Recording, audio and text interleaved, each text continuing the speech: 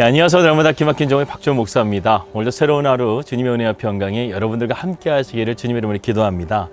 새로운 달 7월이 되었습니다. 이번 한 달도 저희 날기점과 또 배달장막 예배를 통해서 하나님을 뜨겁게 만나는 귀한 한 달이 되시기를 주님의 이름으로 기도합니다. 우리에게는 믿음의 눈이 열려야 합니다. 그러기 위해서는 우리가 하나님이 기뻐하시는 그 자리에 우리가 항상 있어야 되겠죠. 예배의 자리, 기도의 자리, 순종의 자리가 바로 하나님이 기뻐하시는 믿음의 자리인 것입니다. 우리 날마다 기막힌 전국 식구들, 하루에 10분 정도 시간이지만 우리가 이렇게 만나고 하나님의 말씀을 나누는 시간은요, 너무나 귀한 시간이에요. 이 시간을 통해서 여러분들과 저가 이 신앙적으로 함께 성장하면서 믿음으로 승리하는 우리 날마다 기막힌 전국 식구들 되시기를 주님의 이름으로 기도합니다. 오늘은 사사기의 말씀 가운데서요, 아주 좀 특별한 이야기를 여러분들과 함께 나누려고 합니다. 바로 기드온의 아들이었던 아비멜렉에 대한 이야기인데요. 어제 우리가 함께 말씀을 나눴다시피 기드온은 자녀를 신앙적으로 양육하는데 실패했다고 했습니다. 그 중에 가장 실패했던 인물이 바로 아비멜렉이라는 아들이었습니다. 이 아비멜렉은 기드온의 첩의 아들로서 세겜에서 살았습니다. 그것은 그가 출생부터 소외된 가정 가운데서 살았다는 것을 의미한다는 것이죠.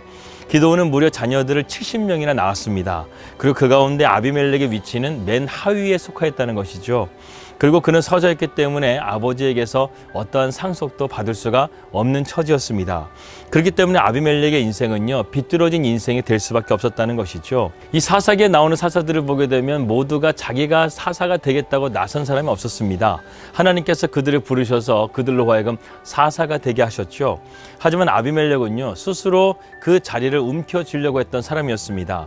그는 세겜에 있는 사람들을 유혹해서 자기를 따르게 하고, 그리고 아비멜렉은 방탕하고 경박한 비루들을 사서요, 자기의 형제들을 다 죽여버리는 그러한 엄청난 살상을 벌이게 됩니다. 하나님은 이러한 아비멜렉의 길을 원치 않으셨습니다. 하지만 우리가 세상을 가만히 보게 되면 이러한 사람들로 인해서 멸망에 치닫고 있는 것을 보게 된다는 것이죠. 아비멜렉이 다른 형제를 죽이고 있는 사이에 한 명만이 유일하게 그 자리를 피신해서 살아남게 되었습니다. 그 사람의 이름이 바로 요담이었습니다. 여기에 언어의 유의를 우리가 함께 살펴볼 수가 있는데요. 아비멜렉의 이름은 나의 아버지는 왕이시다, 이런 뜻을 가지고 있고, 또 요담의 의미는 주 여호와는 흠이 없으시다, 이러한 의미를 담고 있습니다. 아무튼 요담은 세겜 사람들을 불러서 한 가지 이야기를 들려줍니다. 이 이야기를 통해서 요담은 너희들이 아비멜렉 왕으로 선택한 것이 얼마나 무지한 것인지, 고통스러운 것인지를 알게 될 것이라고 경고하고 있습니다. 여기에는 네 그루의 나무가 나오게 되죠. 감람나무, 무화과나무, 포도나무, 그리고 가시나무가 나오게 됩니다. 처음에 감람나무와 무화과나무와 포도나무는요, 성실하게 각자의 역할을 해내고 있으면서 자신들이 왕의 자리를 극구 사용하고 있는 것을 보게 됩니다. 하지만 가시나무는 그 자리를 차지하겠다고 말하죠. 여기서 가시나무는 식물로 가치가 없는 나무입니다. 키가 작고 잎이 엉성하고 가시까지 있어서 주변에 피해를 주는 식물이라는 것이죠. 결국 가시나무가 왕이 되는 것을 수락하면서 가시나무는 자기의 그늘에 와서 피하라고 이렇게 말을 합니다. 그런데 가시나무가 자라봤자 얼마나 자랄 수 있을까요? 기껏해야 1m 미만으로 자란다는 것입니다. 그 이상 자라게 되면 다른 나무들도 고통 속에서 지내야 되는 그러한 모습을 갖게 된다는 것이죠. 정리한다면 이 아비멜렉이 결정이 옳다고 한다면 큰 복을 받게 되겠지만 그 행위를 한번 보라는 것이죠. 그럼에도 불구하고 너희들이 그를 따른다고 한다면 그 모든 자들에게 똑같은 재앙이 너희들에게 임할 것이라는 것을 지금 말씀하고 있다는 것입니다. 결국 아비멜렉의 야망과 폭정으로 인해서 이 반역이 일어나게 되자 이 아비멜렉은 정벌에 나서게 됩니다. 아비멜렉은 가알과 싸우고 세겜을 정복하고 거기 있는 백성들을 다 죽이게 되죠. 그 땅에 소금을 뿌려줘서 농사도 지을 수 없는 그런 황폐한 땅으로 만들어버립니다. 이 1000명이 넘는 남녀노소를 이 아비멜렉은 가차없이 또한 살육을 하게 되죠. 이러한 모든 것들이 바로 그들의 우상의 신전인 보루에서부터 그들이 살육을 당하게 됩니다. 그래도 아비멜렉은 복수심이 그칠 줄을 몰랐어요. 그는 군사를 이끌고 계속해서 추격해 가면서 나중에는 이 데베스 망대까지 공격을 하게 됩니다. 그런데 이 아비멜렉의 망대까지 이르게 되자 한 여인이 망대에서 맷돌 윗짝을 그대로 아비멜렉의 머리에 던져버리게 되죠. 그리고 아비멜렉은 두개골이 깨져서 치명상을 입게 됩니다. 그는 부활을 시켜서 자신을 찌르게 하죠. 여인에게 자기가 죽었다는 것을 극구 피하고 싶었던 것이었습니다. 그런데 우리가 여기서 흥미로운 점은요, 이 사사기의 이야기를 계속해서 이어가다가 왜 이 아비멜렉의 이야기를 삽입했느냐 이것이죠. 그리고 이 사건을 보게 되면 하나님이라는 이름이 거의 등장하지를 않는 것을 보게 됩니다. 이것은 과연 무슨 의미일까요? 이것은 하나님을 완전히 그림에서 배제하고 하나님을 예비하지도 않고 고려하지도 않는 이 세상의 통치자와 다른 바 없는 이 모습이 결국 어떠한 결말을 맞추게 되는가를 우리에게 보여준다는 것이죠. 그렇다면 우리는 여기서 한 가지를 생각해 볼 수가 있습니다. 하나님은 과연 이 사건 속에서 부재하셨는가, 아무 일도 하지 않으셨는가, 이것을 우리가 볼 수 있다는 것이죠. 언뜻 보게 되면 정말 그렇게 보입니다. 하나님은 이 가운데서 아무것도 안 하시는 것 같아요.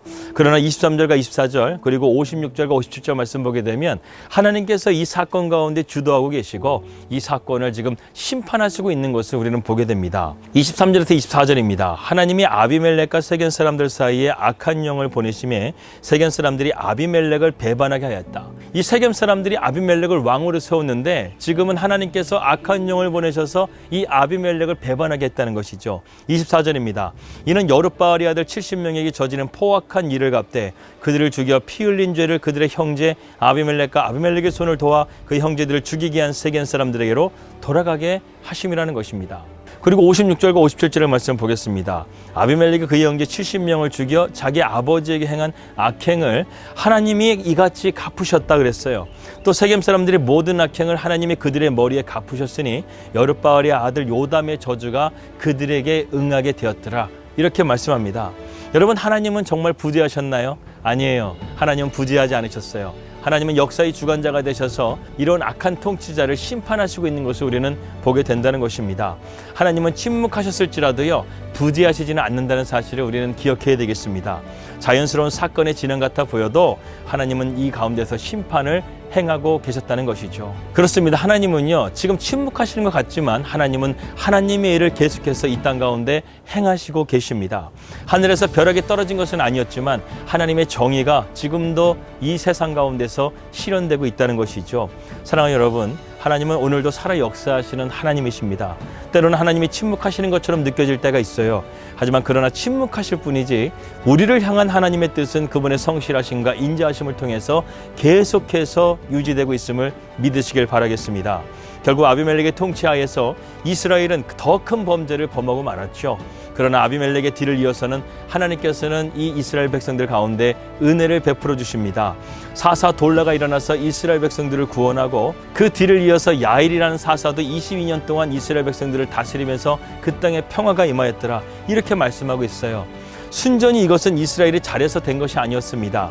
하나님의 은혜였다는 것이죠. 하나님은 침묵하신 것이 아니라 하나님께서는 이스라엘 백성들 가운데서 계속해서 일하시고 있다는 것을 우리에게 말씀해주고 있다는 것입니다. 그런데 여기서 우리가 흥미로운 점 하나를 발견하게 됩니다. 앞부분의 사사들과는 달리 이 돌라나 야일이 사서였을 때 어떤 적들이 구체적으로 이스라엘에게 쳐들어왔고 공격했고 평화가 임했는지에 대해서 전혀 그 근거를 찾아볼 수가 없다는 것이죠. 이것은 무엇을 의미하는 것일까요? 9장에 그 답이 있습니다. 돌라는 이스라엘을 이스라엘 자신으로부터 구원했다는 것이죠. 하나님을 떠나라는 우리의 마음의 야망과 죄로부터 그들의 마음을 하나님께로 돌렸다는 것입니다. 오늘날 우리도 이러한 사람이 필요합니다. 교회가 세상으로부터만 공격당하는 것이 아니에요. 교회의 적은 내부에도 있습니다. 우리가 서로 미워하고 원수처럼 지낸다고 한다면 교회는 더 이상 세상을 구원할 구원의 방주가 되지 못한다는 사실이죠.